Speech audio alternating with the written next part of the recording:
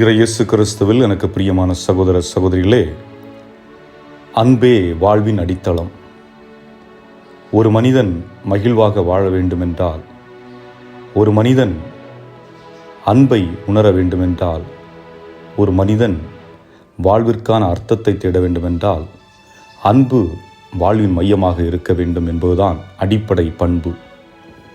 அதிலும் ஆழமான அன்பு எப்படிப்பட்டது என்பதை இயேசு தன்னுடைய வாழ்வின் மூலம் நமக்கு வெளிப்படுத்தி இருக்கின்றார். தன்னுடைய உயிரை கொடுத்து தன்னுடைய இரத்தத்தை சிந்தி நம்மை மீட்டிருக்கின்றார் என்பதே அன்பின் ஆழமான அடையாளம். இதை இன்றைய நாளிலே விழா கொண்டாடுகின்ற புனித மேக்ஸ்மில்லியன் கோல்பே அவர்கள் தங்களுடைய வாழ்வில் எப்படி செய்தார் என்றும் நாம் சிந்தித்து பார்க்க அழைக்கப்பட்டிருக்கின்றோம். காரணம், மேக்ஸ்மில்லியன் கோல்பே ஒரு பிரான்சிஸ்கன் சபையை சார்ந்த ஒரு துறவி. இவர் போலந்து நாட்டிலே பிறந்து வளர்ந்தவர். சிறு வயதிலே அன்னை மரியாள் மீது ஆழ்ந்த பற்று கொண்டவர். அன்னை மரியாள் இம்மாக்குலேட் கன்செப்ஷன், அதாவது தூய்மையுடையவர், அமலோற்பவ அன்னை என்று அன்னையை போற்றி புகழ்கின்ற இந்த மேக்ஸ்மில்லியன் கோல்பே அவர்கள் அன்னை மரியாள் வழியாக ஆன்மாக்களை மீட்கும் பணியை செய்து கொண்டிருந்தார். தவறிழைத்து தங்களுடைய வாழ்வை கடவுளிடமிருந்து விலக்கிச் சென்று கொண்டிருக்கின்ற ஒவ்வொருவருக்காகவும் ஜெபிப்பது இவருடைய கடமையாக இருந்தது. காரணம், அவர் அவர்களை அன்பு செய்தார், நேசித்தார். அதுதான் அதனுடைய அடிப்படை. இந்த அன்பின் ஆழம் எங்கே அதிகமாக வெளிப்பட்டதென்றால், 2ஆம் உலகப் போர் நடந்து கொண்டிருக்கின்ற காலகட்டத்திலே அவுஸ்விட்ச் என்ற இடத்திலே கான்சன்ட்ரேஷன் கேம்ப், நாசி படையினரால் அங்கே பல மக்கள் சித்திரவதைக்கு உட்படுத்தப்பட்டு அடைக்கப்பட்டிருக்கின்றார்கள். அதில் இவர் ஒரு துறவியாக இருந்ததால் இவரும் கைது செய்யப்பட்டிருக்கின்றார். அந்த சூழலிலே அந்த சிறைச்சாலையில் இருந்த ஒரு மனிதர் தப்பி சென்று விடுகின்றார்.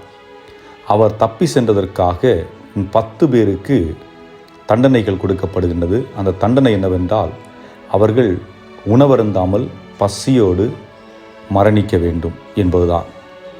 அப்பொழுது அதில் ஒரு மனிதன் மனம் விட்டு அழுகின்றான், தன்னுடைய குடும்பத்திற்காக இயங்குகின்றான். தன்னுடைய குடும்பத்தை நினைத்து அழுகுவதை பார்த்த மேக்ஸ்மில்லியன் கோல்பே அந்த மனிதனுக்கு பதிலாக நான் என்னுடைய உயிரை மாய்ப்பதற்கு தயாராக இருக்கின்றேன் என்று முன்வருகின்றார். இதற்கு அந்த படை வீரர்கள் சரி என்று சொல்ல, அந்த மனிதனுக்கு பதிலாக இவர் அந்த இடத்திற்கு செல்லுகின்றார்.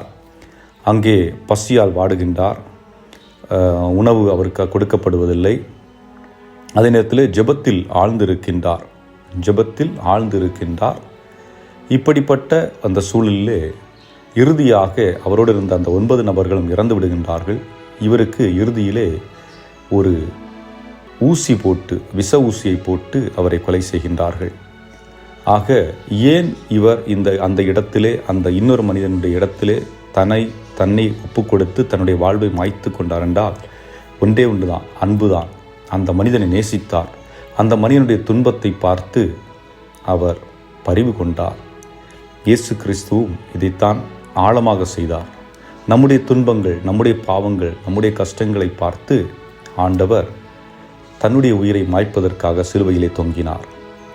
இன்று நாமும் அன்பு செய்வதற்காக அழைக்கப்பட்டிருக்கின்றோம். நாம் எப்படி அன்பு செய்ய முடியும்?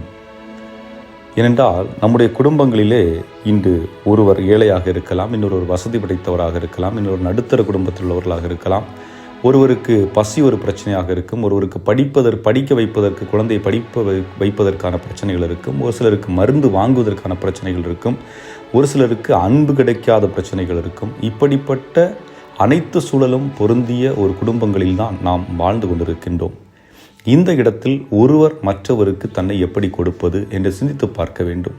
அன்பில்லாதவர்களுக்கு அன்பை கொடுங்கள், உணவில்லாதவர்களுக்கு உணவை கொடுங்கள், படிக்க வாய்ப்பில்லாத இருக்கின்றவர்களுக்கு படிப்பதற்கான வாய்ப்பை கொடுங்கள். நோய் நொடியோடு இருப்பவர்களுக்கு உடனிருந்து அவர்களை கவனிப்பதற்கான வழிமுறை ஏற்படுத்துங்கள்.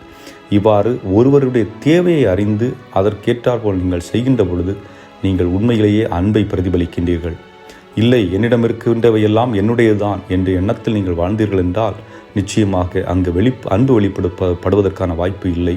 மாறாக அந்த நாசி படையினர் செய்த செயலுக்கும் நீங்கள் உங்களிடம் இருக்கின்ற எதையும் மற்றவர்களுக்கு கொடுக்க விருப்பமில்லாமல் எனக்கென்றே வைத்து கொண்டிருக்கின்ற அந்த சூழலே அந்த படையினருக்கும் உங்களுக்கும் எந்த வித்தியாசமும் இல்லை.